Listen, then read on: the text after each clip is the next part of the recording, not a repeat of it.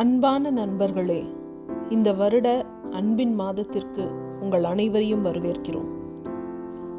இந்த மாதம் உலகம் முழுவதும் அன்பை காதலர் தினமாக கொண்டாடுகிறோம். ஆனால் அன்பு என்பதன் உண்மையான அர்த்தம் உங்களுக்கு தெரியுமா? பைபிளில் 1 கொரிந்தியர் 13:4-7 அன்பின் மிகச் சிறந்த பண்புகளை பற்றி கூறப்பட்டுள்ளது. அன்பு நீடிய சாந்தமும் தயவும் உள்ளது. அன்புக்கு பொறாமை இல்லை.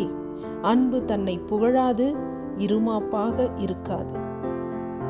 அயோக்கியமானதை செய்ய தன்னலத்தை தேடாது. கோபமடையாது, தீங்கு நினைக்காது. தனக்கு எதிராக இழைக்கப்படும் தீங்குகளையும் அன்பு நினைவு கொள்ளாது. அன்பு தீமையை கண்டு மகிழ்வதில்லை, ஆனால் உண்மையை கண்டு மகிழ்கிறது. அன்பு எல்லாவற்றையும் பொறுமையாய் ஏற்கும். அன்பு எப்போதும் நம்பும்.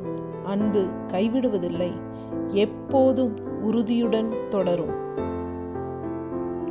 ஆம் அன்பு நண்பர்களே, இதுதான் அன்பின் உண்மையான விளக்கம்.